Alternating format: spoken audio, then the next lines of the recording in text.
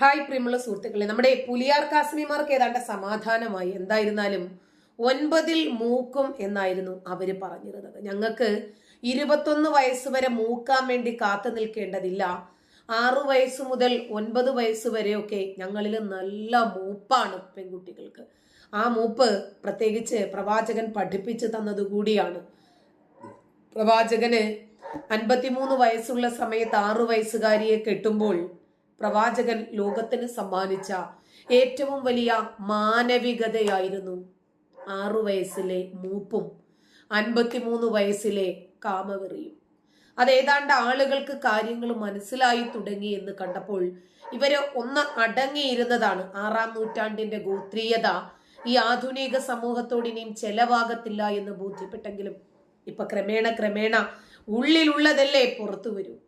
ഉള്ളിൽ സദാചാരമാണെങ്കിൽ അത് പുറത്തു വരും. അതല്ല, ഉള്ളിലുള്ളത് വികട സരസ്വതിയാണെങ്കിൽ അതും പുറത്തു വരും. ഉള്ളിലുള്ളത് ഗോത്ര സംസ്കാരമാണെങ്കിൽ അത് പുറത്തു വരും. വരാതിരിക്കാൻ എങ്ങനെയാ പറ്റുക?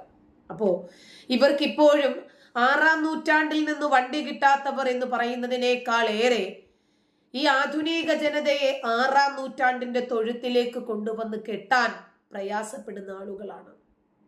പറഞ്ഞിട്ട് കാര്യമില്ല. ഇവരെ നെഞ്ചിലേറ്റാനും ഇവര് പറയുന്നത് വേദവാക്യങ്ങളായി സൂക്ഷിക്കാനും ഒരു പറ്റം ജനത വിശ്വാസികളായി തന്നെ ഇവിടെയുള്ളപ്പോൾ ഇതല്ല, ഇതിന്റെ അപ്പുറവും അന്ധവിശ്വാസങ്ങളും അബദ്ധങ്ങളും കടിച്ചാൽ പൊട്ടാത്ത നുണകളും ഒക്കെ ഇവർ ഈ സമുദായത്തിന്റെ തലയിൽ കൊണ്ടുവന്ന് കെട്ടിവെക്കും. അത് നെഞ്ചിലേറ്റി അത് തന്നെയാണ് ശരി എന്ന് പറഞ്ഞ് വിശ്വസിക്കാനും ഇവിടെ ആളുകളുണ്ട്. പക്ഷേ ഒരു സമാധാനമുണ്ട്, ഒരു സന്തോഷമുണ്ട്. വലിയ ഒരു വിഭാഗം ജനത ഇവരുടെ കാപട്യങ്ങൾ തിരിച്ചറിയുന്നു, ഇവരുടെ മക്കളെ പഠിപ്പിക്കുന്നു. അതെവിടെ? വിദേശത്ത് വിട്ടിട്ട്. ഇവർക്ക് എന്തെങ്കിലും അസുഖങ്ങൾ വന്നാൽ ഇവർ മൾട്ടി ഫെസിലിറ്റീസ് ഉള്ള സൗകര്യങ്ങളുള്ള ഹോസ്പിറ്റലുകൾ തേടി പോകും.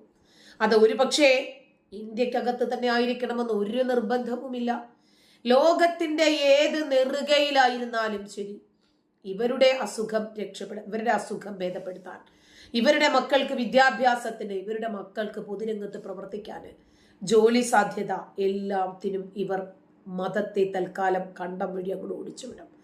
ഈ മതം എന്തിനു വേണ്ടിയുള്ളതാണ്? നമ്മുടെ നാട്ടിലെ നിയമങ്ങളൊക്കെ സാധാരണക്കാരന് പാലിക്കാനും, ഔദ്യോഗിക തലങ്ങളിൽ ഇരിക്കുന്ന അതുപോലെ രാഷ്ട്രീയക്കാർക്ക് പണവും അതുപോലെ പൊളിറ്റിക്കൽ ഇൻഫ്ലുവൻസും ഒക്കെ ഉള്ള ആളുകൾക്ക് ലംഘിക്കാൻ ഉള്ളതുപോലെ തന്നെ ഈ മതവും അങ്ങനെ തന്നെയാണ്. സാധാരണക്കാരന് പാലിക്കാനുള്ളതാണ് മതം. പാണക്കാട് തങ്ങൾക്ക് ക്രിസ്മസ് കേക്ക് മുറിക്കാം, ഓണപ്പാട്ട് പാടാം, ഓണത്തിന് അത്തപ്പൂക്കളം ഇടാം, അതിന്റെ മത്സരത്തിൽ പങ്കുചേരാം. BJP-ക്കാരെ തങ്ങളുടെ വീട്ടിലേക്ക്, തറവാട്ടിലേക്ക് വിളിച്ചു വരുത്തി സ്വീകരിക്കാം. അവരെ ആരും സംഘി എന്ന് പറയില്ല. അതാണ് ആകെ ഒരു സമാധാനം. BJP-ക്കാരുടെ സദസ്സുകളിൽ നിറസാന്നിധ്യമാകാം. ഇവരുടെ ഇഫ്താർ വിരുന്നുകളിൽ BJP-ക്കാർക്ക് നിറസാന്നിധ്യം കൊടുക്കാം. അപ്പോഴൊന്നും ഇവരെ ആരും സംഘി എന്ന് വിളിക്കില്ല എന്നൊരു സമാധാനമുണ്ട്. അപ്പോ 6-ാം നൂറ്റാണ്ടിൽ നിന്ന് വണ്ടി കിട്ടാത്തവരല്ല, ആധുനിക ജനതയെ 6-ാം നൂറ്റാണ്ടിലേക്ക് അതിവിദഗ്ധമായി നയിക്കുന്ന ഒരു വിഭാഗത്തിന് വീണ്ടും ഒരു സന്തോഷ വാർത്ത വന്നിട്ടുണ്ട്. പെൺകുട്ടികളുടെ വിവാഹപ്രായം 18 ആയാൽ മൂപ്പ് കുറച്ച് കൂടിപ്പോകും. അതുകൊണ്ട് 9 ആയാലാണ് മിതമായിട്ടുള്ള മൂപ്പ്. അതിനുവേണ്ടി ഒരു നിയമ ഭേദഗതിക്ക് ഇറാഖ് പാർലമെന്റ് അംഗീകാരം നൽകിയിട്ടുണ്ട് കേട്ടോ. ഇനിയിപ്പോ അത് ചൂണ്ടിക്കാണിച്ചിട്ട് ഇന്ത്യയുടെ പാർലമെന്റിനോടും നമുക്ക് സംവദിക്കാൻ ഒരു പോയിന്റായി. ഇറാഖിന്റെ ഈ കാലഘട്ടത്തിൽ ജീവിക്കുന്നവരല്ലേ, അവരാധുനിക ജനതയല്ലേ, അവരിവരെ പ്രവാചകന്റെ ചര്യയിലേക്ക് മടങ്ങുമ്പോൾ നിങ്ങൾക്ക് എന്തിനാണ് ഇത്ര മടി സുഹൃത്തുക്കളെ എന്ന് ചോദിക്കാം. വിശ്വാസികളെ, നിങ്ങളും പ്രവാചക ചര്യയിലേക്ക് മടങ്ങിക്കൊള്ളൂ. 53 വരെ കെട്ടണ്ട, 6 കാര്യയെ കിട്ടും, സമാധാനമായിരിക്കൂ എന്നുള്ള ഒരു വലിയ സന്ദേശവും കൊടുക്കാമല്ലോ. കുടുംബപരമായ കാര്യങ്ങളിൽ ഇസ്ലാമിക കോടതിക്ക് കൂടുതൽ അംഗീകാരം നൽകുന്നതാണ് ഈ പുതിയ ഇറാഖ് പാർലമെന്റ് പാസാക്കിയ പുതിയ ഭേദഗതി. ഈ ഭേദഗതി നടപ്പിലാക്കുന്നതോടെ വിവാഹമോചനം, അനന്തരാവകാശം ഇവയില് ഇസ്ലാമിക കോടതികൾക്ക് കൂടുതൽ അംഗീകാരം ലഭിക്കും. ഇത് കണ്ടിട്ട് ഇവിടുത്തെ ഏക സിവിൽ കോഡിന്റെ മണ്ടക്കിട്ട് കയറണ്ട. കാരണം ഇത് നരേന്ദ്രമോദി ഭരിക്കുന്ന ജനാധിപത്യ ഭാരതമാണ്. ഇവിടെ ജനങ്ങളാണ്, ജനങ്ങളാൽ തെരഞ്ഞെടുക്കപ്പെട്ട ജനപ്രതിനിധിയാണ് ജനങ്ങൾക്ക് വേണ്ടി ഭരിക്കുന്നത്. ഇവിടെ 6-ാം നൂറ്റാണ്ടിന്റെ ഗോത്രീയതയെ സാക്ഷാത്കരിക്കുന്നതിന് വേണ്ടി ഇരിക്കുന്ന ഭരണകൂടമല്ല. അതൊന്ന് മനസ്സിലാക്കിയിട്ട് വേണം ഏക സിവിൽ കോഡിന് പിന്തിരിഞ്ഞു നിൽക്കുന്ന ആളുകൾ പ്രതികരിക്കാൻ. ശൈശവ വിവാഹം നിയമാനുസൃതമാക്കുന്നു എന്നതിന്റെ പേരിൽ ഭേദഗതിക്കെതിരെ വലിയ രൂപത്തിൽ വിമർശനം ഉയർന്നിരുന്നു. പക്ഷെ പറഞ്ഞിട്ട് കാര്യമില്ല. ജന ആധിപത്യമല്ലല്ലോ, മത ആധിപത്യമാണല്ലോ. ഇറാഖിലെ കുട്ടികളുടെ രീതി, അവരുടെ അവസ്ഥ, അവരുടെ വിദ്യാഭ്യാസം, അവരുടെ ഭാവി, അവരുടെ സ്വപ്നങ്ങൾ, അവരുടെ പ്രതീക്ഷകൾ, അവരുടെ ശാരീരിക അവസ്ഥകൾ ഒന്ന് ചിന്തിച്ചു നോക്കുക. നിങ്ങൾക്കും മക്കളുണ്ടല്ലോ. 9 വയസ്സുള്ള കുട്ടിക്ക് ഭാര്യയാകാനുള്ള അവസരം. ആഹാ, സൂപ്പർ. സ്ത്രീകൾക്ക് സംരക്ഷണം നൽകുന്ന 1959 കുടുംബ നിയമത്തെ അട്ടിമറിക്കുന്നതാണ് ഈ ഭേദഗതി എന്ന് ആഗോളതലത്തിൽ തന്നെ മനുഷ്യാവകാശ പ്രവർത്തകർ ആരോപിച്ചിരുന്നു. മനുഷ്യാവകാശ പ്രവർത്തകരാണെങ്കിലും അതുമായി ബന്ധപ്പെട്ട സംഘാടകരാണെങ്കിലും സംഘടനകളാണെങ്കിലും UN അടക്കമുള്ള സംഘടനകൾ ഇസ്രായേലിനെ നോക്കി പല്ലിളിക്കാൻ മാത്രമേ അവർക്ക് പറ്റൂ.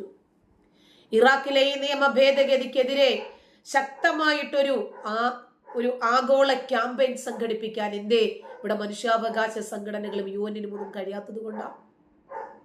അല്ല. ചൊവ്വാഴ്ചയാണ് ഇറാഖ് പാർലമെന്റ് ഭേദഗതിക്ക് അംഗീകാരം നൽകിയത്. കഴിഞ്ഞ വർഷം പകുതിയോടുകൂടിയാണ് വിവാഹപ്രായം കുറയ്ക്കുന്നതുമായി ബന്ധപ്പെട്ട ബില്ല് കൊണ്ടുവരുന്നത്. എതിർപ്പുകൾ ഉയർന്നതിനെ തുടർന്ന് പിന്നീട് ഇത് പിൻവലിച്ചു. എന്നാൽ ഇപ്പോൾ തന്നെ പെൺകുട്ടികളുടെ വിവാഹപ്രായം 9 അംഗീകരിക്കുന്ന ഷിയ വിഭാഗം ഭേദഗതിയെ പിന്തുണച്ചതോടുകൂടി ബില്ല് വീണ്ടും പാർലമെന്റിലെത്തി. കുട്ടികളിൽ പാശ്ചാത്യ സംസ്കാരം ഇല്ലാതാക്കാനും ഇസ്ലാമിക രീതികൾ ശക്തമാക്കാനുമാണ് ബില്ല് എന്നാണ് ഷിയ വിഭാഗത്തിന്റെ അവകാശവാദം. കൂടാതെ ഭേദഗതി രാജ്യത്ത് ശരീഅത്ത് നിയമത്തെ കൂടുതൽ ഊട്ടിയുറപ്പിക്കുമെന്നും പെൺകുട്ടികൾ വഴി തെറ്റിപ്പോകാതെ രക്ഷിക്കുമെന്നുമാണ് ഷിയ വിഭാഗം പറയുന്നത്. സ്വന്തം കുടുംബത്തിലെ മക്കളെ കുറിച്ച് നല്ല ധാരണയുള്ള മാതാപിതാക്കളാണ് കേട്ടോ അവരുടെ ഈ ബോർഡിലുള്ളത്. അതാണ് ആകെ സമാധാനമുള്ളത്. കാരണം 9 വയസ്സ് കഴിഞ്ഞും കുട്ടികൾ വീട്ടിൽ നിന്നാൽ കയറ് പൊട്ടിച്ച് പുറത്തു പോകും. മുത്തലാഖിന്റെ വിഷയം വന്ന സമയത്ത് ഇറാഖിനേക്കാൾ അധപ്പതിച്ച ഒരു വാദഗതിയായിരുന്നു ഈ കേരളം മുന്നോട്ട് വെച്ചത്. മുത്തലാഖ് ചെയ്യാൻ മുസ്ലിം പുരുഷന് അനുമതി ലഭിച്ചിട്ടില്ലെങ്കിൽ ഈ സ്ത്രീകൾ മുസ്ലിം പുരുഷന്റെ വീടുകളിൽ കൊല്ലപ്പെടുന്നത് നമ്മൾ കാണേണ്ടി വരുമെന്ന്. ചങ്ങലയ്ക്ക് ഭ്രാന്ത് പിടിച്ചാൽ എന്താ ചെയ്യാന്ന് പറയുന്നത് പോലെ നമ്മുടെ നാട്ടിൽ ഒരു പട്ടിക്ക് പേ പിടിച്ചാൽ പട്ടിയല്ലേ പൂട്ടിയിടുക. പക്ഷെ ബുദ്ധിയുള്ളവർ അങ്ങനെയാണ് ഇവിടെ പറഞ്ഞിട്ട് കാര്യമില്ല. പെണ്ണ്, ആണും പെണ്ണും ഇടകലർന്നാൽ പെണ്ണിന് ഉദാഹരണം ഉണ്ടാകും, ആണിന് ഉദാഹരണം ഉണ്ടാകുമെന്നല്ലേ പറഞ്ഞത്. പെണ്ണിന്റെ ശരീരം കണ്ടു കഴിഞ്ഞാൽ ആണിന് പിന്നീട് നിയന്ത്രണം കിട്ടാതെ വരും. ആണിന് കയറി പിടിക്കാനുള്ള ടെൻഡൻസി ഉണ്ടാകും. അതിനാണ് ചികിത്സ വേണ്ടത് എന്ന് ഇവരോട് ആരാ പറയുക? 6-ാം നൂറ്റാണ്ടിന്റെ ഈ പുസ്തകത്തിന്റെ കുത്തും കോമയിലും അഭിരമിച്ചു കിടക്കുന്ന ഈ വിഭാഗത്തോട് ഇനി എങ്ങനെ പറയാനാ? വളരുന്ന ആധുനിക ജനത ഇത്തരം നിയമങ്ങളൊക്കെ കാറ്റിൽ പറത്തി അവർക്ക് എങ്കേമമായി ബൗദ്ധിക തലത്തിൽ പൊതുവിദ്യാഭ്യാസം നേടി അവർ കയറി വരും, ഉയർന്നു വരും. അവർ ഉയർന്ന തലങ്ങളിൽ ഇരിക്കുമ്പോൾ വിദ്യാസമ്പന്നരായി നല്ല ജോലി നേടി രാജ്യത്തിന് അവരെ കൊണ്ട് ഉപകാരം കിട്ടുമെന്നാകുമ്പോൾ അവർ തട്ടമിട്ടിട്ടുണ്ട്, മുസ്ലിം നാമധാരികളാണ് എന്നുകൂടിയാകുമ്പോൾ അവരുടെ ആ വളർച്ച പോലും മതത്തിന്റെ പേരിലേക്ക് കൊണ്ടുവന്ന് കെട്ടിവെക്കുന്ന ആ സുലഭമായ സംഭവങ്ങളുടെ വലിയ ഒരു ആലങ്കാരികമായിട്ടുള്ള കൂമ്പാര പ്രയോഗങ്ങളാണ് നമ്മുടെ നാട്ടിൽ കാണുന്നത്. അതായത് ഇപ്പോൾ ഒരു പെൺകുട്ടി കഴിഞ്ഞ ദിവസം പൈലറ്റായി മലപ്പുറത്ത് കണ്ടോ, തട്ടമിട്ടിട്ടുണ്ട് ആ പെൺകുട്ടി. നിങ്ങളുടെ ഈ ഇടകലരരുത് എന്ന് പറഞ്ഞ ഈ വാക്കുകളെ മതിലുകൾക്കപ്പുറത്തേക്ക് വലിച്ചെറിഞ്ഞ് നിന്നെ പോലെയുള്ള മതപണ്ഡിതന്മാരെ കണ്ടം വഴി തല്ലി ഓടിച്ചിട്ടാണ് ആ പെൺകുട്ടി വിദ്യാഭ്യാസം നേടിയത്. അതുകൊണ്ടാണ് ആ പെൺകുട്ടിക്ക് ഫ്ലൈറ്റ് പറത്താൻ പറ്റിയത്. മനസ്സിലായോ? നന്ദി.